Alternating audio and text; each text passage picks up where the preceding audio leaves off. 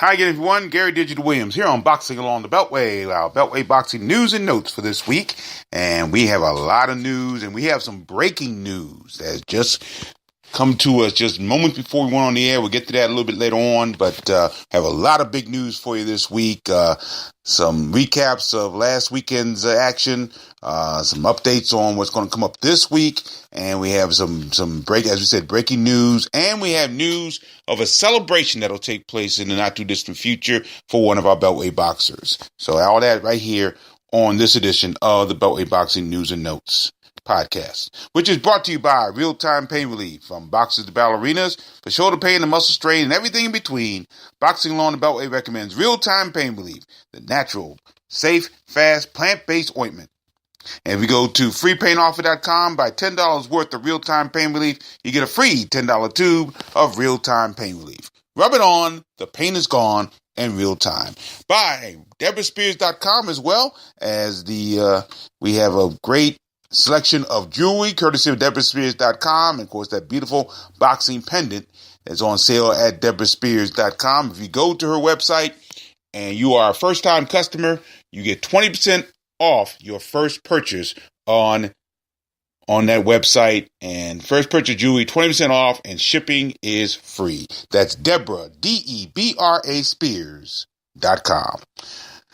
Well, the weekend started off pretty tough for our Beltway boxers last weekend, the weekend of April 6th and April 7th. On Friday, April 6th, we had a tough night at the 2300 Arena in Philadelphia, Pennsylvania, as Beltway boxers went 0-2-1 on that night. The co-feature bout on that card, Marcus Dream Crusher Bates out of Washington, D.C., the featherweight. He lost his first pro contest. He dropped an 8-round unanimous decision to undefeated Raiz Aleem of Las Vegas, Nevada, in the co-feature at that contest, as we said. Aleem dropped Bates in the first round.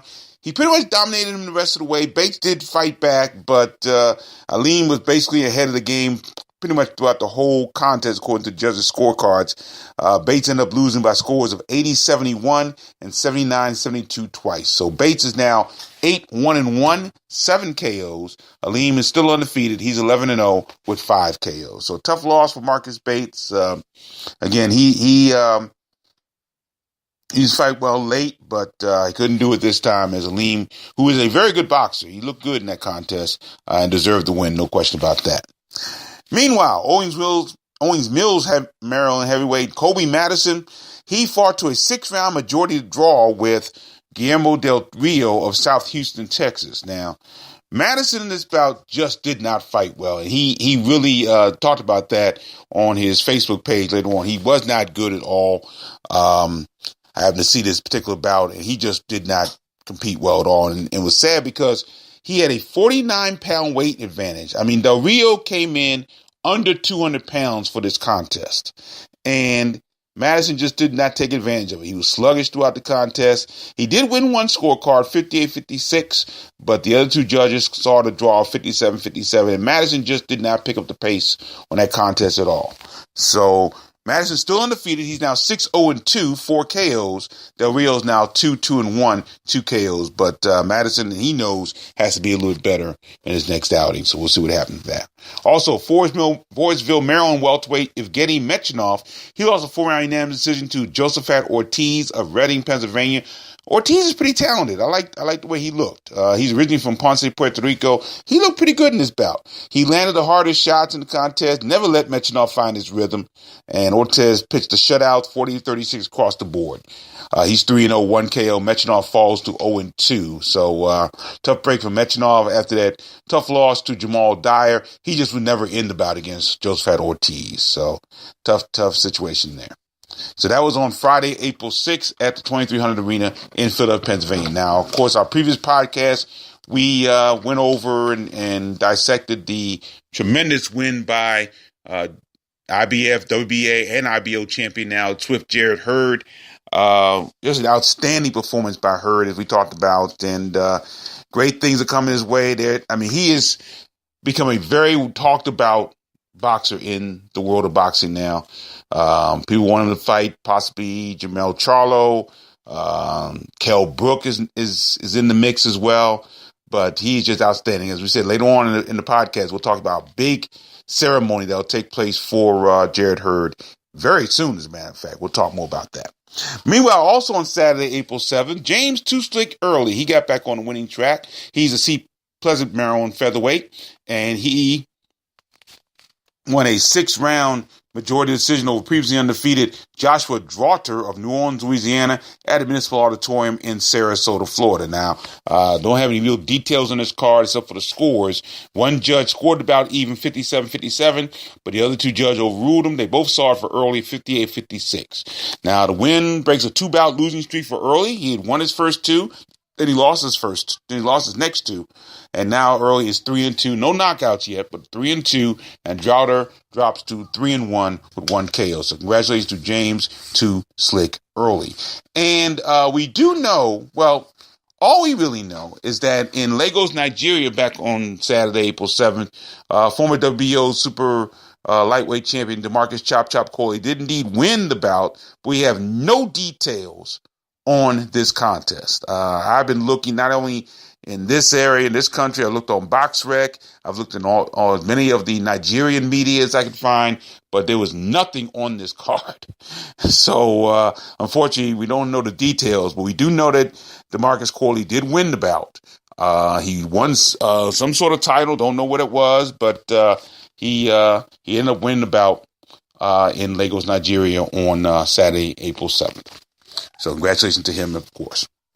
Now, meanwhile, on the amateur side, the Washington Golden Glove Championship this past Saturday. Hope you had a chance to hear that on the Box on Beltway Google app for Android and on Spreaker.com and iHeartRadio.com.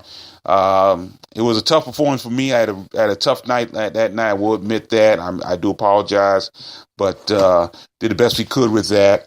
And, well, I won't say that. We didn't do the best we could, but we could do better. I don't know what happened that night. I had a tough throat. I think I was catching a cold or something, so we'll see what happens. But the broadcast was pretty decent, and the card itself was very good. The open division, I tell you, people came in, they talked about the Avalar brothers because of the history they were going to make.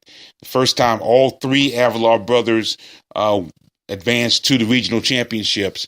Tommy Avalar won his his third straight title, it turned out to be, at 132 pounds.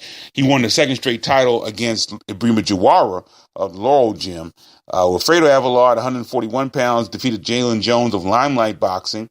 And Brian Avalar captured 152 pounds title with a unanimous decision over Marlon Bolin of Floyd's Gym. But the big performance of the night in the open division had to be Kevon Cook. He was just incredible. He's out of No Excuse Gym in Capitol Heights, Maryland. He just dominated his bout. He scored a second-round stoppage of Julius White of Sugar Ray Leonard Gym in 108 pounds. He was magnificent. I mean, he was just accurate, just incredible. He really was. So great job for him. Dwayne Holmes, Sugar Ray Leonard, 123-pound championship with a 5-0 victory over Cliff Glenn of Hagertown Boxing. Keon Burrows won the 165-pound title from the Headbangers over Tavon Marshall, Time to Grind in Baltimore. Ezri Turner, he's unattached. He defeated Leonard Poe of Hillcrest, won 178-pound championship. Thomas Mottinger, 201-pound title. He's out of Main Street Gym in Salisbury, Maryland. He defeated Shaka Williams of the No Miss Youth Center in D.C. What an interesting situation about that particular bout. After the card was over, both guys, Shaka Williams and T.J. Mottinger, came over to me and came over to Juan and asked us to assess their performance. And we appreciate that. We don't claim to be experts of this. We basically chronicle what we see. We don't claim to be experts in the business. But it gives me great hope that people are listening to what we say and listening to these podcasts on a regular basis. And for that, we always appreciate that. But Thomas Mottinger came up to me and he said, last year you were talking about the bout, and he said, I said how much he abandoned his jab, which was true. In the championship last year, he did abandon his jab. And he said he spent the entire year since that bout working on his jab, and his jab did come to fruition in this particular bout. Shaka Williams, on the other hand, came up to Juan and myself and basically asked us to assess his performance. And so it was really, really interesting. And Juan and I both appreciate that. and that shows respect they have for us. And again, we're there just basically to chronicle what we see and write it down. Neither one of us claim to be experts, although Juan is a lot more versed in the technical side of boxing than I am, to be perfectly honest with you. But it was pretty cool. It's pretty good to do that. Also, Malik Titus, A Time to Grind in Baltimore, defeated James McMurdo of Main Street. That was an interesting bout because we talked about it. The defending regional champion was Titus, and McMurdo was not defending, but the novice champion last year at the Golden Glove. So that was a good matchup there. Meanwhile, in the novice division, big night for the Champions Gym out of Rockville, Maryland. They won 2 titles and helped the champions get the team trophy. By the way, I believe Main Street won. No, Sugar Leonard Gym won the Open Trophy. By the way, Champions Gym had 2 championships. On Saturday night, Brent Rodriguez won 123-pound title with a 3-2 win over Elani Kemp of Limelight Gym, and Dominic Fantazzo won 141-pound title over Trayvon Wells of Dream Team Gym in Clinton by 3-2 score. Oscar Morales of Laurel defeated Albert Sostre at Headbangers. At 152 pounds, Quentin Stevens at the Headbangers defeated Marquise Hines at Main Street Gym. Moses Salim, he was boxing unattached, won a 165-pound division title with a win over Cristano Lucio of Old School Boxing.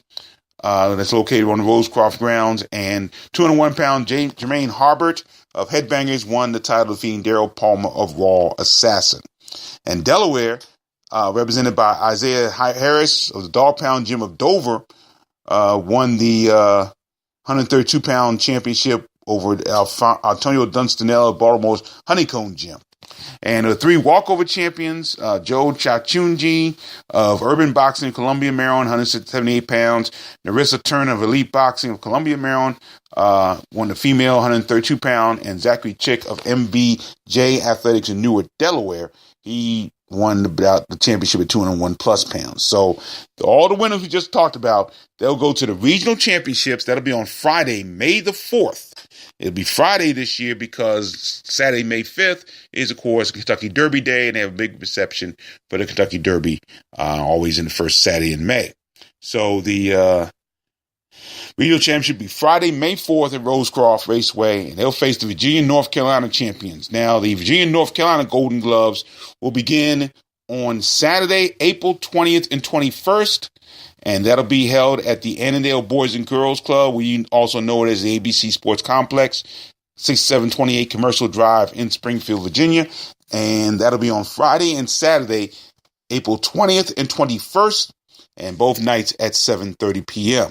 The finals of the Virginia, North Carolina Golden Glove will be held on Friday and Saturday, April 27th and 28th, and that'll be at the Norfolk Boxing Center in Norfolk, Virginia. So all roads going to lead to the regional. Once again, Friday, May 4th, we'll have live coverage of that card coming up on the Box on the Beltway Google app for Android. Will be on the air at 7:25 p.m.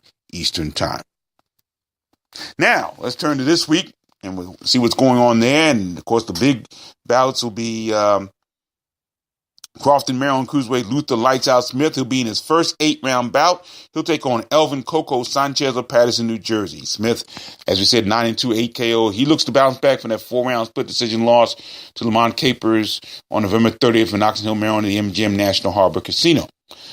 Sanchez, 8-3-1, 6 KOs, also competes in an 8-rounder for the first time. He looks to build on a second-round TKO over Khalib Whitmore on August 11th. That was in Philadelphia as well. Now, Sanchez will face a Beltway boxer. Second time we talked about this, as Sanchez scored a third-round TKO over previously undefeated that time, Benroy July, back on the Lamont Peterson Kendall Holt card. That was at the D.C. Armory in Washington, D.C. So that'll be Friday, April 13th. At the Sands Bethlehem Event Center in Bethlehem, Pennsylvania. Meanwhile, Saturday, April 14th at the McSine Temple in Norfolk, Virginia. Now, there have been some changes on this card. We had announced that Mac Poppy Allison was scheduled to be on that card, but he will not be on the card. We do know that Alexandru Spartan Marine will be on the card. As we talked about last week, he'll be on the card in the USBO title bout against his opponent, and his name escapes me at the moment. Names makes me anymore. I'm sorry about that. But that'll be coming up on Saturday, April 14th. And we also had heard that Deontay Burks is going to be on that card, but he will not be on that card. So once again, that's Saturday, April 14th, the McSide Temple in Norfolk, Virginia, the Ponytail Promotions card there. Now, 2 weeks from now, actually a week, it'll be 2 weeks from now, because it'll be on Saturday, April 21st. Of course, Gervonta Tank Davis, the former IBF Super Featherweight champion out of Baltimore, he'll be competing for his second world title. He's scheduled to take on former WBA featherweight title holder Jesus Cuellar for the vacant WBA Super Featherweight Championship. That'll be Saturday, April 21st at the Barclays Center in Brooklyn, New York. Now, interesting situation about this particular card. Turns out that Gervonta Tank Davis has actually moved out of Baltimore for this card. He is not training for this bout in Baltimore. He has gone down to West Palm Beach, Florida. He's working now with noted trainer Kevin Cunningham, who worked alongside former world champions Devon Alexander and Corey Spinks. Now, he made some quotes about this, Davis did, and here's what he said, quote, "I was actually going to go to Colorado to train, but Adrian invited me to come down here to West Palm Beach to check out the camp. He said I should come down to Florida and to train with him and Kevin. So I came down, I saw Kevin's routine, and I liked it." He went on to say there were a lot of distractions in Baltimore. And I think they were a problem for me. I need to straighten my head and focus on the things I have to work on. It was time to set my camp somewhere else. And I needed to change after my last fight, Davis said. I let myself down. Of course, the last fight was the fight against Francisco Fonseca when he beat Fonseca, did not look good, lost the title on the scales. So that was his last bout. So he learned to be a different fighter, more responsible. He said, I let others down, but I think I let myself down more than anything. So that was a quote from Gervonta Davis. Now, the Adrian he talks about in that quote is four division world champion Adrian Broner, who is also working with Cunningham, but I think only the second time in his career. He has moved on. He used to be with Mike Stafford, and of course he spent some time training in Washington D.C. with the Headbangers as well. Now, what's interesting about what Broner says in this situation. Here's what Broner has to say. As he talked about why he chose Kevin Cunningham. They've known each other since the amateur days. They used to go to St. Louis and fight in Kevin Cunningham's tournament in St. Louis. Then he says, quote, there are coaches that change when their fighters get to certain levels. They still coach, but they don't provide the strength the fighter needs. When I was fighting at 130, 135 pounds, Coach Mike Stafford would be at my door yelling, get your butt up, we have to train. Get up, get up. But time went by and things changed. Coach Mike stopped being a coach and started being more of a friend. I needed him to keep being my coach. I need him to keep me in line. Don't get me wrong. He'll always be like a father figure, but when it comes to training in my career, I needed a change. Now, I find that interesting. And to tell you the truth, this is just my personal opinion on this, and I could be totally wrong about this. I'm wondering if Gervonta Davis went through a very similar situation with his trainers, Calvin Ford and Kenny Ellis. And I'm curious about that because, Gervonta at 22, going on 23 years old, he really started to kind of feel himself a little bit. And I think there were a lot of distractions, and not just in Baltimore. I think there was distractions in the sport of boxing himself that it looks like from a distance that Calvin and Kenny had a tough time stopping. Not saying it's their fault, not saying there's any blame here on this. But I really think that there were some things that they could not rein Gervonta in on. And so I think maybe he needed that change and go down to Kevin Cunningham to see what he can do there. The first thing, of course, is making the weight. He's got to make that weight. And I think if I know Kevin Cunningham, I don't know him personally, but I do know his reputation. He is a disciplinarian.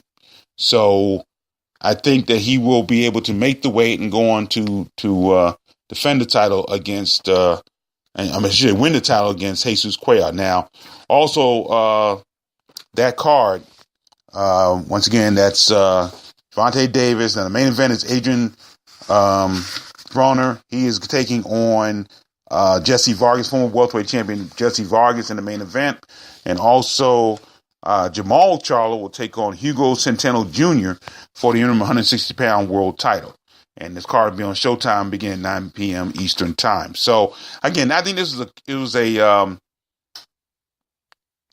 a good move for Gervonta possibly to move on to see what Kevin Cunningham can do for him. And maybe when they get to the bout in Brooklyn on the 21st, that Kenny Ellis and Calvin Ford at least be a part of the corner with Kevin Cunningham. So we'll see what happens. That's Saturday, April 21st, the Barclays Center in Brooklyn, New York. Now we've got some breaking news. Okay. We do know that WBC featherweight champion Gary Russell Jr. in Capitol Heights, Maryland, has verbally agreed to defend his title against his number one contender, undefeated Jojo Diaz of Downey, California. Now, just before we went on the air, I happened to look on Jojo Diaz's Twitter feed. He says the fight between he and Russell is a done deal. And he says that the fight will take place in Maryland, more than likely at the MGM National Harbor on May the 19th, Saturday, May 19th, which will be almost a year to the day from the last time Russell fought. Russell fought on May 20th at the MGM National Harbor and scored a 7-round TKO over Oscar Escandón on that card. Russell's 28-1, 17 KOs. Diaz, 26-0, 14 KOs, is the reigning NABF and NABO featherweight title holder. Diaz coming off a 3rd-round TKO victory over Victor Terrazas on February 22nd in Indio, California. Now, both these guys represented the U.S. in the Olympics. Of course, Russell was in the 2008 games but could not compete, and Diaz was in the 2012 games in London. So that's one comparison you can make. Now, another interesting dynamic on this bout is the activity of the two boxers. Now, since Russell suffered that only defeat to Vasily Lomachenko back on June of 2014, he has competed just 4 times. He's basically fought once a year, in essence. Meanwhile, Russell has competed just 4 times. Diaz, during that same time period, from 2014 to 2018, he has been in the ring 16 times. So you believe in the possibility of inactivity being some rust for Russell. That gives Jojo Diaz a very big advantage. So once again, that fight, according to Diaz, is a done deal for Saturday, May 19th. It'll be carried on Showtime, and it'll be apparently from the MGM National Harbor Casino in Oxon Hill. So we'll see what happens. We'll give you more details about that as soon as we get them. Finally, we go back to the great performance by Swift Jared Hurd. And I talked about it, so I'm not going to talk about the overall fight. You can listen to that on another podcast. But ever since the fight, yours truly has been beating the drum that Jared Hurd, being as great a boxer as he is, now one of the elite boxers in the world,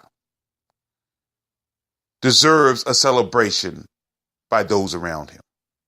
And when I say those around him, I mean primarily people within city government. Over the past few years, I've been privileged to see ceremonies for Lamont Peterson, for Gervonta Davis, for Gary Russell Jr., where some member of the local government celebrates them for the achievements that they've done. And I didn't want Jared Hurd to not be celebrated. Let me make the announcement first, and then I will explain how we got to this point. The Prince George's County Council, they'll have a proclamation ceremony for Swift Jared Hurd, the IBF WBA IBO champion, 154-pound champion. This ceremony will take place on Tuesday, April 17th at the Prince George's County Administration Building. It will be held during the council meeting during that day, and the ceremony will last about 15 minutes. They'll read a proclamation. They may proclaim Tuesday, April 17th, Swift Jared Hurd Day. I don't know. I don't know how it's going to work. But if you want to be there, those of you in the metro area, in the Beltway area, here's the address: 14741 Governor Odin Bowie Drive in Upper Marlboro. That's 14741 Governor Odin Bowie Drive, Upper Marlboro, Maryland. Now, the event is open to the public. In fact, the council member for his district in Accokeek, Mel Franklin, told, please send everybody, get your friends, your family, your coaches, whoever it is, bring them in. Now, there's parking there, but it's metered, and there's a premium parkings in that area. So one suggestion is to take the shuttle from the nearby Showplace Arena in Upper Marlboro, but arrive early because we don't know how the timetable is for how often the shuttle runs. Okay? Now, here's how we got to this point. Again, I was really kind of frustrated and I guess frustrated is not the real word, but I really wanted to see Jared get honored for this role. So I went ahead and I sent emails to the county executive of Prince George's County, a guy named Rusher Baker, and the governor of Maryland, Larry Hogan. Okay. Now, I put it on the Facebook page for Rusher Baker as well. He did get back in touch with me, and he said that he'll have someone call me as far as or get in touch with me as far as doing something for him on the county executive level, I should say. Meanwhile, however, a guy named Ernest Conless, who was actually running for public office in the county, he took the ball and he sent it to, because I had also emailed a guy that I know who was a delegate in Maryland. I didn't know what district he was in, but he happens to be a guy named Jay Walker, who I know from his days as a tremendous Hall of Fame football player with Howard University. He's in both the Howard University Hall of Fame and the Mid-Eastern Athletic Conference Hall of Fame. He was one of the main guys on that 11-0 season back in 1993. So I know he's a delegate within Maryland. I just didn't know what district he was. Well, I sent one to him as well. However, Ernest Canlis sent it to the guy who actually is the council member in Hurd's district, guy named Mel Franklin.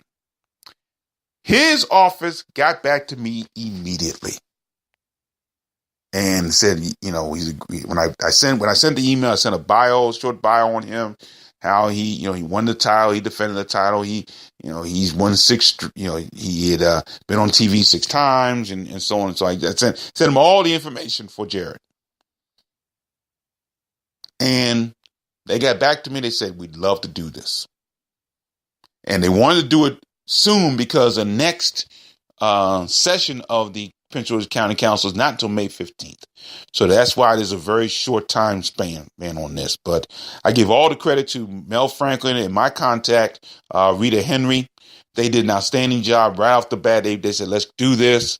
So it's going to be on Tuesday, April 17th, once again at the County Administration Building in Prince George's County, 14741 Governor Odin Bowie Drive, Upper Marlboro, Maryland. So again, it had to be done. It must be done because he deserves it. And again, he is one of the most talked about boxers, if not the most talked about boxer, at least this week in the Beltway. I mean, people just raving about his bout with Arislani Lara, which again was an outstanding bout. And again, the clutch performance with the knockdown in the 12th round. People are speaking very highly of Jared Hurd right now. We go on Ring Magazine's website, ringtv.com. Doug Fisher, the editor-in-chief, has his Monday mailbag, and it was just full of comments about Jared Hurd. And he deserves that. I would not be surprised if he gets named Fighter of the Month in Boxer of the Month in ring in a few issues. Eyes gonna be looking at him. And I think, unlike Davis in this particular case, he'll have the maturity to handle it, and his camp will have the maturity to handle it. Hurd is 27 years old, and he shows maturity.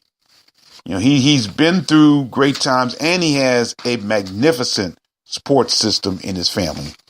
His father, Fred, and I believe his mother's name is Brenda. Of course, his brothers, he has an outstanding family support system. So he's going to be fine.